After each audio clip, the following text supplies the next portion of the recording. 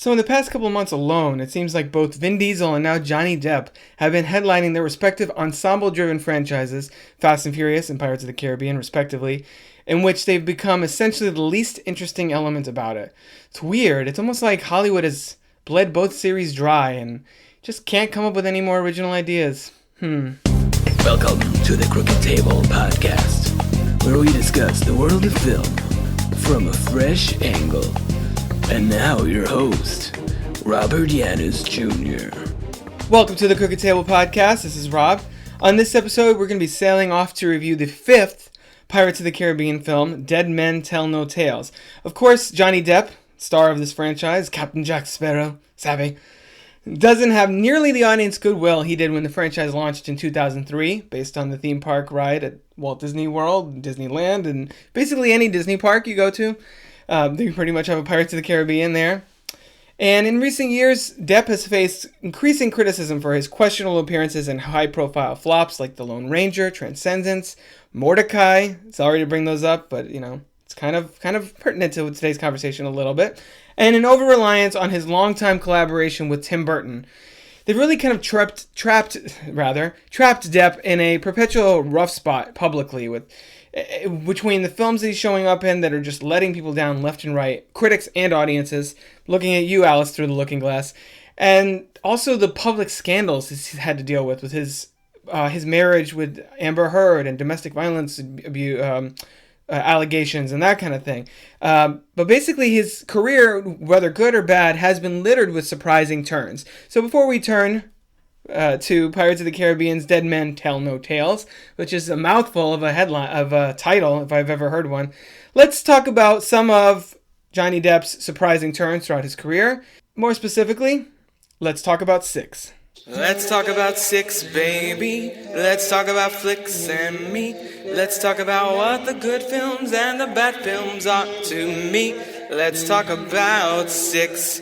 Let's talk about Six. So looking over Johnny Depp's filmography, there's a lot of options for what you can go for. What do you define as surprising, for example? Are you talking about when he randomly showed up in a movie and you're like, hey, is that Johnny Depp? Or were you talking about just the range of performance or the impact that it's had on pop culture? For the purposes of this list, we're going to put aside Captain Jack Sparrow. We're going to be talking about him enough and focus on those other elements that I just mentioned. So coming in at number 6, we have Sweeney Todd, the 2007 film, Sweeney Todd, the Demon Barber of Fleet Street. This is, of course, based on the stage musical by Stephen Sondheim, and it's one of Depp's many collaborations, as I mentioned a moment ago, with Tim Burton. This actually, part of what makes it so surprising isn't necessarily that Johnny Depp can sing and that he brings sort of a rock star gravitas to this role. It's, I think for me personally, what was surprising is how much I love this film. This is probably one of my favorite Tim Burton films in general. Definitely one of my favorite Johnny Depp films.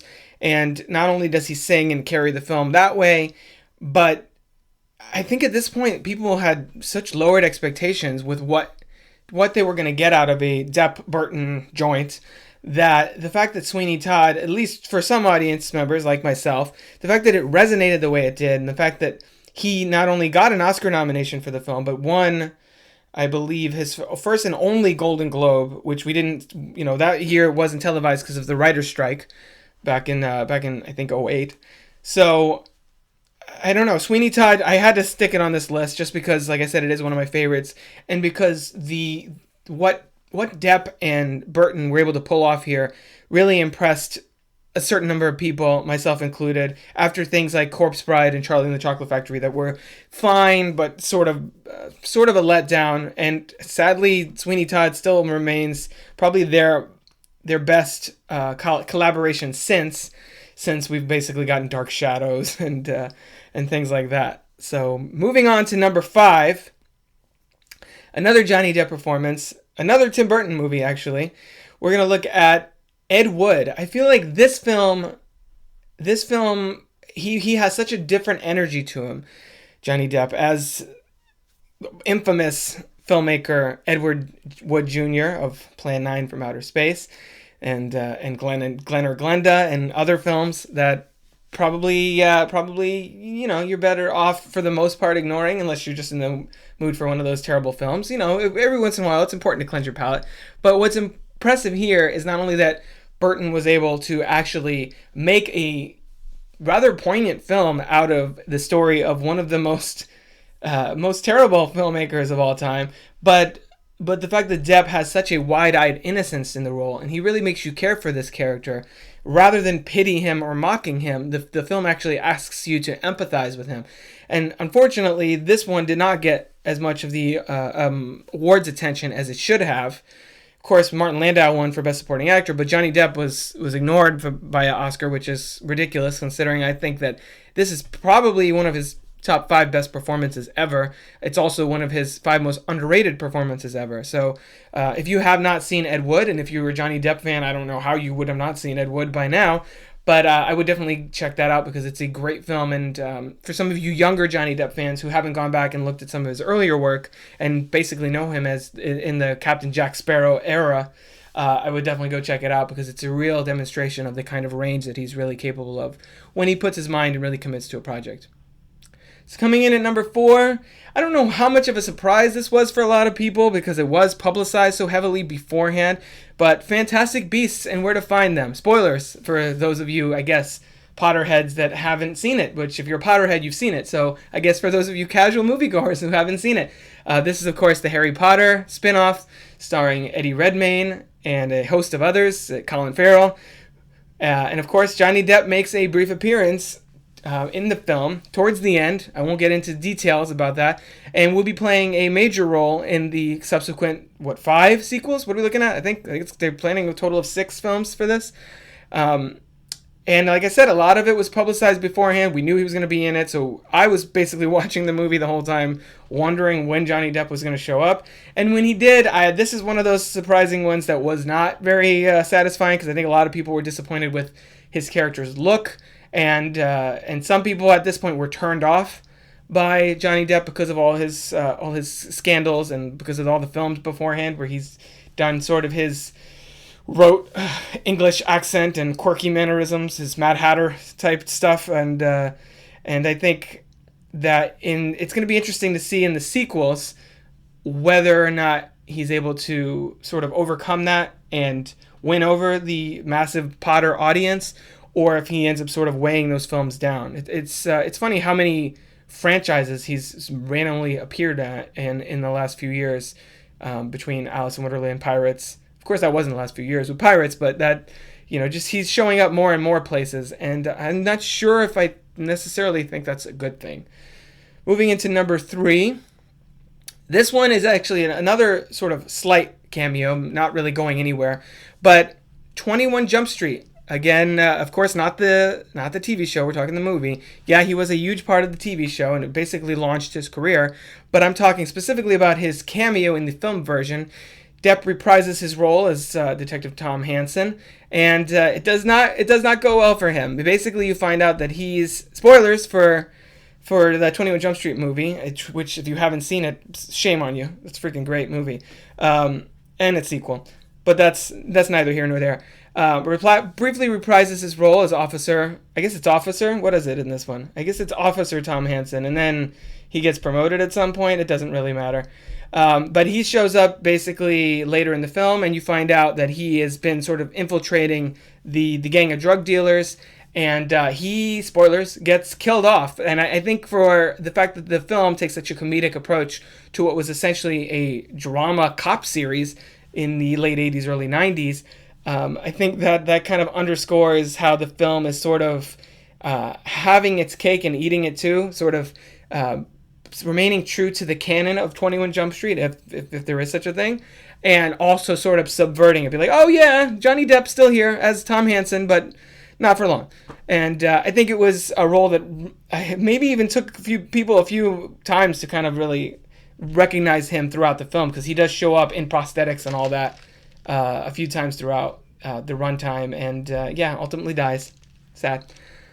Coming in at number 2, we're gonna look at let's do this one. We're gonna look at Tusk, the 2014 Kevin Smith, I guess controversial horror / black comedy This one stars Justin Long as a podcaster who is about to goes to interview this mysterious man who ultimately wants to turn him into a walrus. And for detailed thoughts on Freddie and my response to that weird film, #walrus yes, by the way, I was one of the ones that supported that idea, because you gotta admire Kevin Smith's just gusto to come up with a crazy idea and be like, fuck it, let's make it. I have the resources to make this weird movie a reality. Let's just do it. Hang out with a bunch of friends, make a fun, weird, quirky little movie, and throw it out there. And for the first half of the film, it has sort of a absurdly not gory, but graphic sort of tone to it, where it's so over the top and big. And Michael Parks, R.I.P., gives a tremendous performance here as the sort of madcap, I guess, walrus guy. I don't remember his character's name exactly, but he delivers such a great performance. And the film takes a sort of rather shift in tone about halfway through, when you see Johnny Depp show up as French-Canadian detective Guy Lapointe, with a prosthetic nose, sporting a ridiculous French-Canadian accent, and he's basically tracking Howard Howe. Sorry, that's Michael Parks' character's name. Finally remembered it. And the film gets really, to me, and you can hear the podcast for my thoughts on this. I believe it's episode 2 of the Crooked Table podcast.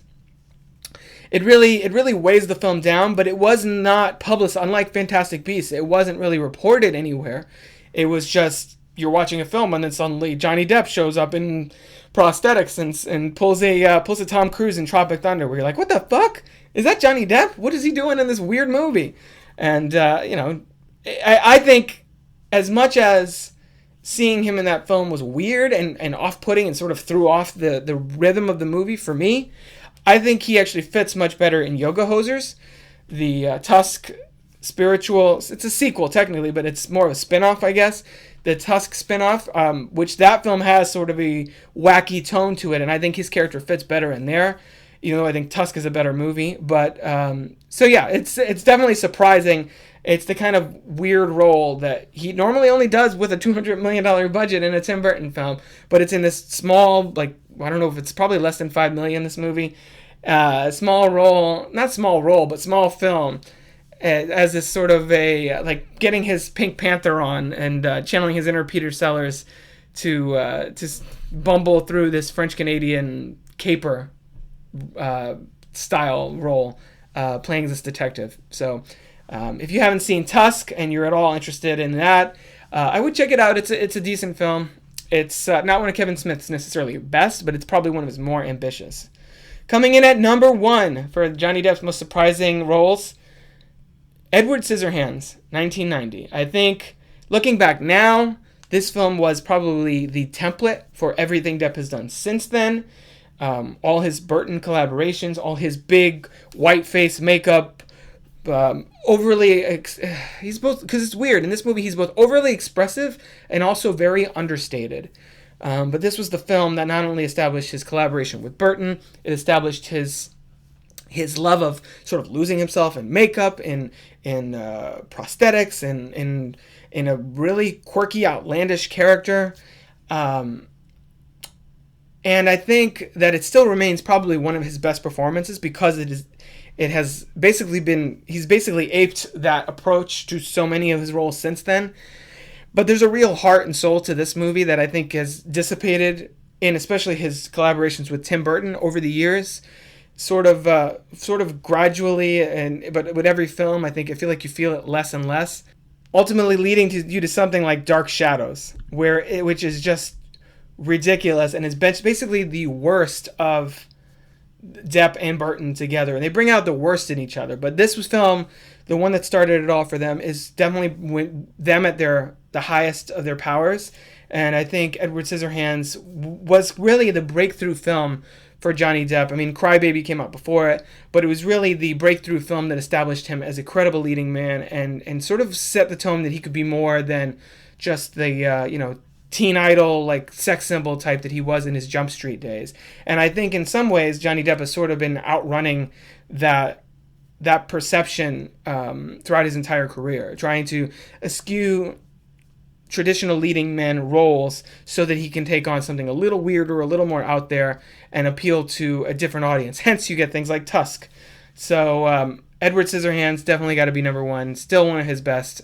So now that we've taken a look at some of Johnny Depp's most surprising roles in the past, let's look at his latest effort as definitely his most iconic character these days, which wasn't in itself a very surprising role back in 2003. Of course, I'm talking about Captain Jack Sparrow. So let's move into our review of Pirates of the Caribbean, Dead Men Tell No Tales. I have heard stories of a mighty Spanish captain whose son had been killed.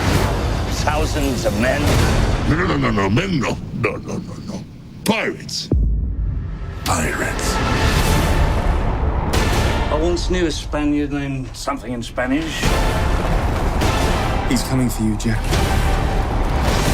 Where's your ship? Your crew? Your pants? Jack! I'm so sorry, were you still talking? You know, if you really examine that clip that I just played of the trailer, you kind of get a pretty good sense of everything that's right and everything that's wrong with Pirates of the Caribbean, Dead Men Tell No Tales. For those of you who have never heard the podcast, the way these reviews work is we're going to talk about the hype, the story, the cast, the production, and then finally the verdict. So moving into the hype, of course, this is the 5th installment in Disney's long-running Pirates of the Caribbean's film series. Based on the theme park ride, as I alluded to, or as I basically straight out said earlier.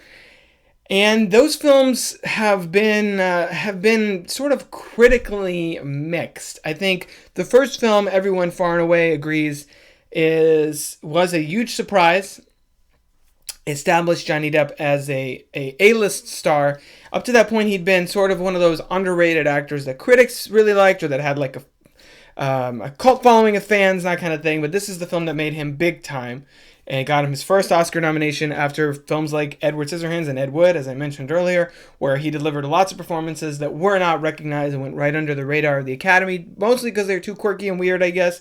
But I guess this was quirky and weird enough that it got him his first Oscar nomination, won him a SAG award, and basically lay down one of Disney's longest running franchises. I mean, we're 14 years in, and this is the 5th film in the franchise.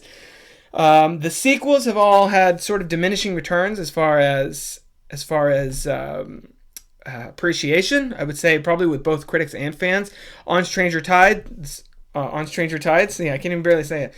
The much maligned, critically slammed 4th film still made a lot of money. I think it even crossed $1 billion worldwide, but it made less money in North America than its predecessors, and I think pretty much everyone was sort of starting to lose interest in this franchise. So it'll be interesting to see how Dead Men Tell No Tales fares.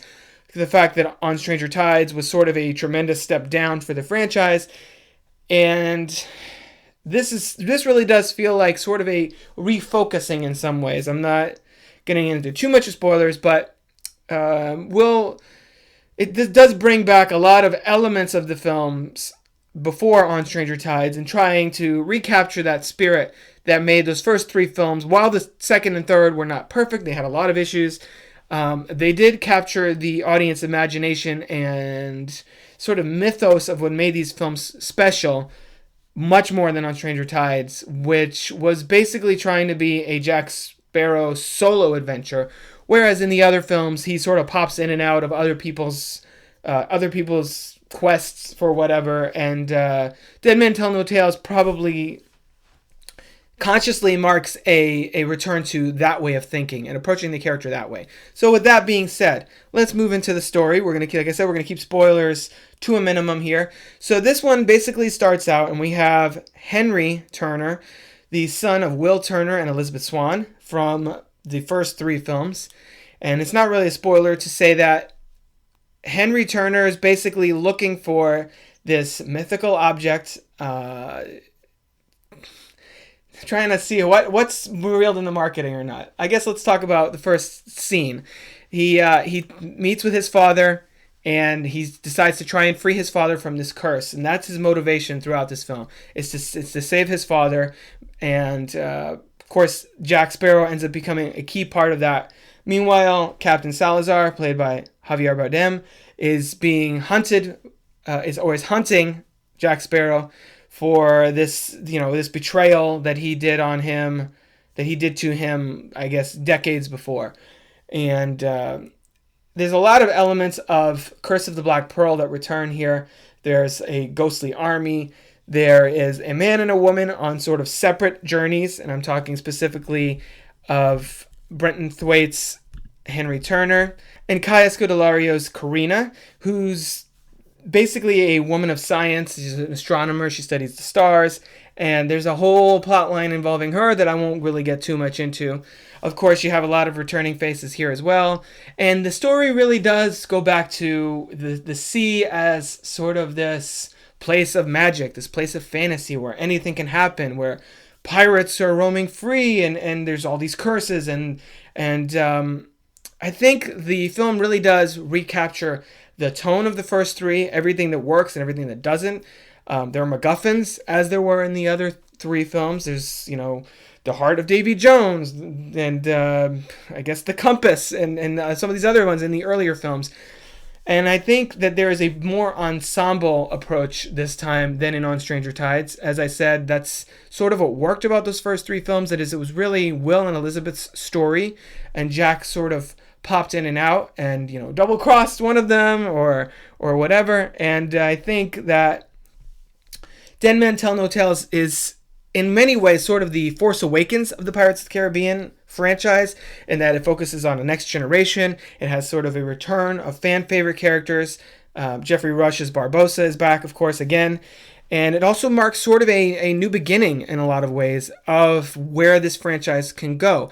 And it really feels like this is the Pirates of the Caribbean film that they should have made after At World's End, and as opposed to just making whatever On Stranger Tides was, which I'm not going to lie, I struggled to make it through that movie, and I did see that one in theaters, and I was questioning whether or not I was even going to go see Dead Men Tell No Tales for a while there, but I've heard sort of mixed things critically. I know this is also getting kind of hammered in the reviews, and I can understand that in a lot of ways, but for me, this film was a step in the right direction.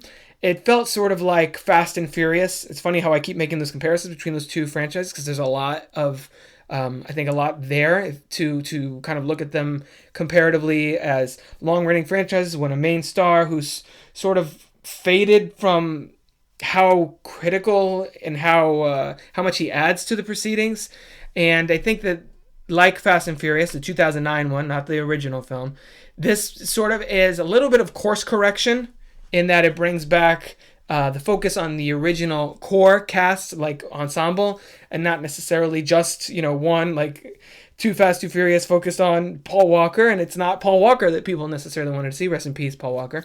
It's Paul Walker and Jordana Brewster and Michelle Rodriguez and Vin Diesel. And this film sort of starts to piece that back together, leading to a follow-up that could, knock on wood, could be the Fast Five of the Pirates of the Caribbean franchise, in that it completely resurges this series. Whether or not that involves Johnny Depp, I mean, they've said that they're not going to make these movies without him, but it remains to be seen whether or not he's going to do another one. So that's actually a perfect segue into the cast. As I mentioned, Johnny Depp here is actually one of the least interesting, least compelling, least humorous elements of this film. I did feel like his whole "I'm drunk all the time and I'm just getting up to shenanigans," that whole shtick really wore pretty thin in this film, and it's become sort of paint by numbers. It's funny because you've heard of this. There's been a lot of reports lately that he's wasting money all over the place, and he's just like literally phoning in his performances with an earpiece, having lines fed to him because he doesn't want to memorize them. And I'm not saying that that's true or not. I'm saying that this performance, after playing this character so much, he does sort of feel like he's kind of phoning it in, or like sleepwalking through it and being like, oh, I'm just going to stumble over here. I'm going to talk about rum. I'm going to say that I don't care about anyone but myself and that kind of thing. And it's gotten fucking old. And if the Pirates of the Caribbean movies want to move forward and sort of fade Jack Sparrow out, and bring in other elements of the franchise, I mean, that's fine with me. He doesn't really have his story here is there's someone out to kill him, which we've seen that in other movies. Barbossa was after him in the first one. Davy Jones was after him in the second one. The East India Trading Company was after him in the third one. Blackbeard was after him in the. I mean, this is like, how many times are we supposed to see that? It's not interesting. It's not fun. Any novelty or surprise or entertainment value out of this character has been essentially wrung out. So they either need to totally do something crazy with Jack Sparrow in a sixth film to make him interesting again, or let him sort of take a seat back and be like, here are the main characters of these films and Johnny Depp. If you want to pop him in there for a few scenes, that maybe Disney doesn't really have to pay him as much, presumably, and we can have him in there like, oh, Jack Sparrow's still around, but he's not like the character we have to follow every film, because I'm kind of tired with that. Or tired of that, rather.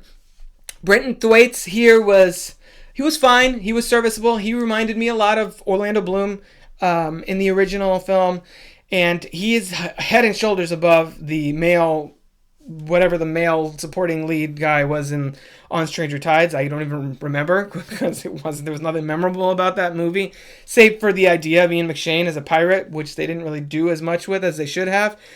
I think Kaya Scodelario, I hope I'm saying that name right. I think she was pretty good here. She had a lot of the same sort of spunk as Elizabeth Swann, and she was street smart, and she was actually kind of one of the smartest characters in the film, which I like that. I think that was great. I think she was definitely a character that I want to see more of, and I know that those two, if they come back for more, I would love to see that. I think Jeffrey Rush gets a lot more to do this time, and actually has a little bit of a story, which is nice, considering he's usually just kind of the heavy or just kind of the side guy who says something funny every once in a while. He doesn't really have any emotional. I don't think he's had an emotional driven story really since the first one, where he's trying to break this curse because he doesn't feel anything. And there's that great scene, of course, an iconic scene with him and Keira Knightley, where he's like, you best start believing in ghost stories, Miss Turner. You're in one, which is a great scene. And he brings so much. Jeffrey Rush, he knows how to ham it up on screen. He does a great job as this character. And it's funny to see him and Jack keep coming across paths. It's just Jeffrey Rush, every time they share the screen, Jeffrey Rush seems like in this film, like he's working on a higher level than Johnny Depp, which is sorry to say, because Johnny Depp was, of course, the marquee star of these movies. But he's kind of a bummer in this. Javier Bardem just feels like he's just doing like a circuit race through Hollywood, being like, I want to pop into every franchise and play a bad guy. Ever since No Country for Old Men, that's like his thing. You play bad guys in action films or fantasy. I mean, we had him in Skyfall, which he was great in Skyfall, but it's also like he's kind of doing a ghost, like half-decayed ghost version of Silva in this film a little bit. The whole ghost army angle we've seen before, but like I said, I think like Force Awakens, I think this film sort of takes elements of Curse of the Black Pearl, and I've read quotes from the filmmakers, and I should probably look up the filmmakers' names so I can make sure I can say their names right. The filmmakers basically modeled this film after Curse of the Black Pearl, and I think you can really tell that with the character of Salazar. And I think Javier Bardem is a great actor, Oscar winner, and I think he brings a lot to that. And the directors, Joaquin Roning and Espen Sandberg, who did movies like Kon-Tiki, I think it's wise that they're modeling this film, if it is indeed supposed to be sort of a new beginning. I mean, the film's marketing campaign has really sort of focused on this being like the final adventure begins. But the way that this ends, no spoilers, the way that this film ends, and I would stay after the credits, for there is a post-credit scene that hints at something even bigger and more exciting for longtime fans. I think that it seems like, I said, more of a new beginning than anything else. So I would be shocked if this is the last one. Depends on the box office, of course. But the cast here, with the exception of Johnny Depp, was all really solid. and I'd like to see more of this. Orlando Bloom, who no spoilers because he's in the first scene. I think he's fine here. He doesn't have that much to do. He's more sort of bookending, I guess, the film, just kind of showing up and setting the stakes for Henry Turner.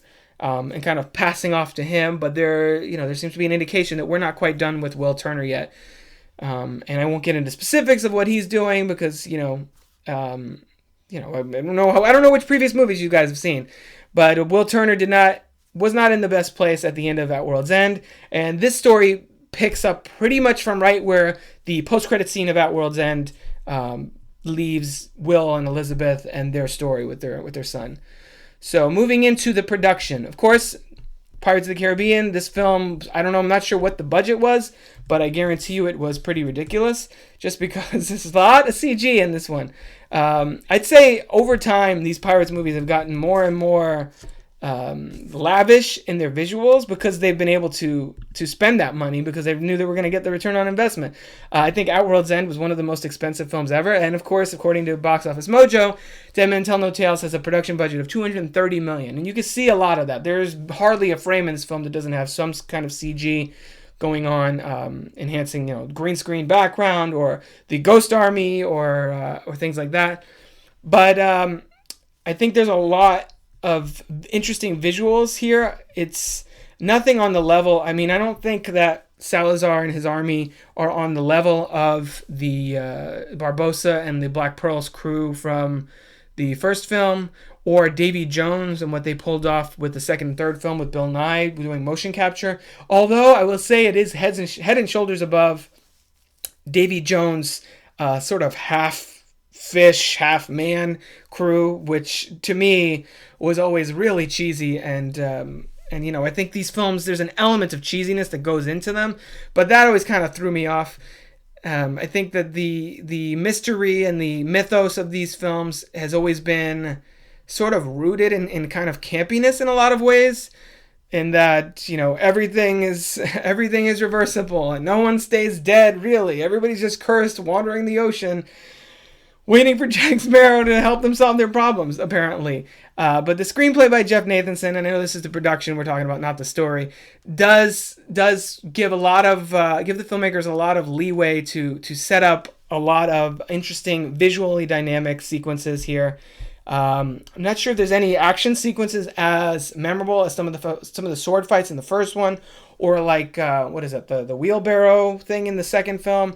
But as I said, it does seem like a step in the right direction. I will not necessarily say this is a great film, but I will say it is a decent film.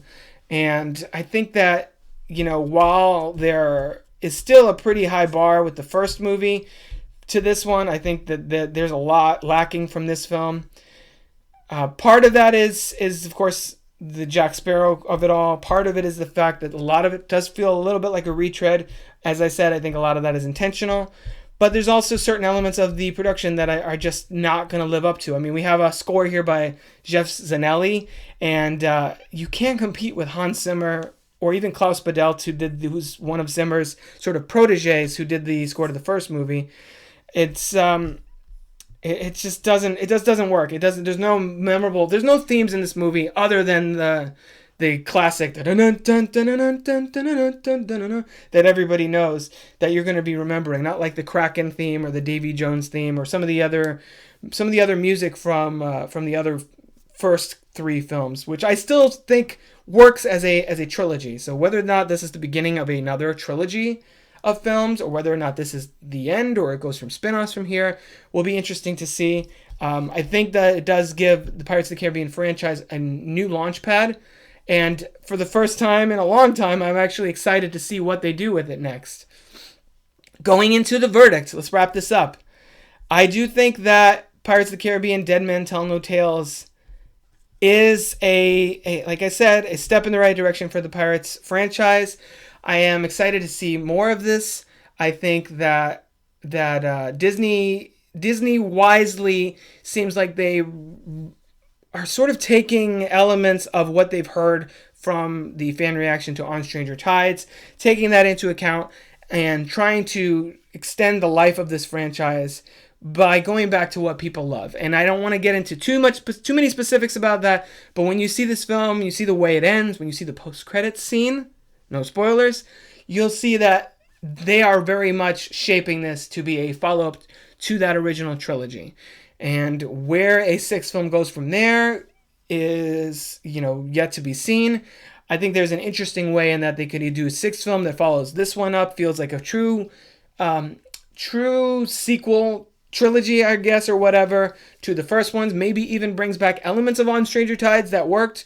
Maybe Penelope Cruz shows up again. I mean, her character, that was still left hanging.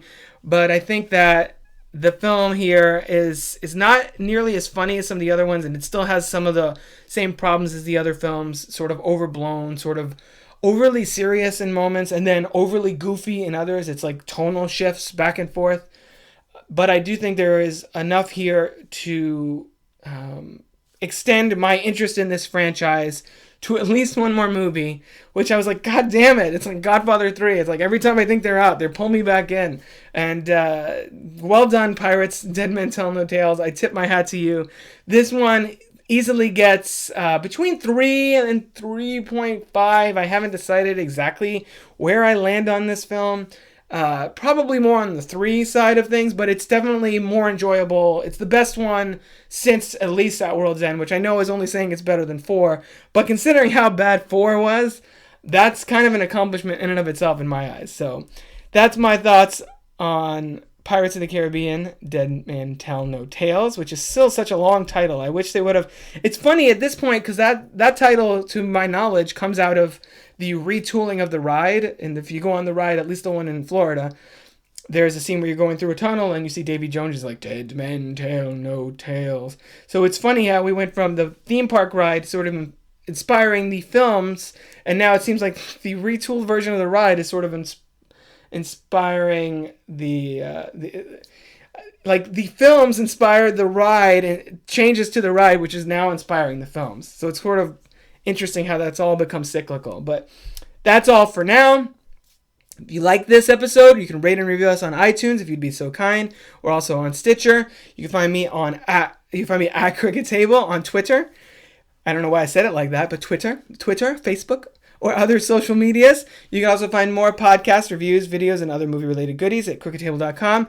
Next week, we're going to be talking about basically the Crooked Table podcast. It's the 50th episode next week, so we're going to be doing a little bit of a retrospective, sort of lessons learned, and some of my best films that I've seen during the run of this podcast, some of my favorite conversations, and exactly what I have in mind for the future and that kind of thing. It's basically a New Year's resolution in the middle of the year, retrospective on the Crooked Table. So whether that's your bag or not, either way, we'll catch you around the table next week.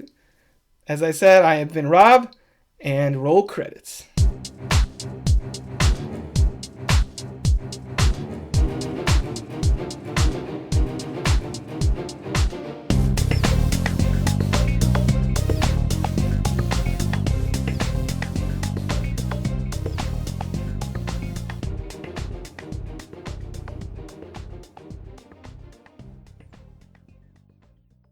This has been a production of crookedtable.com.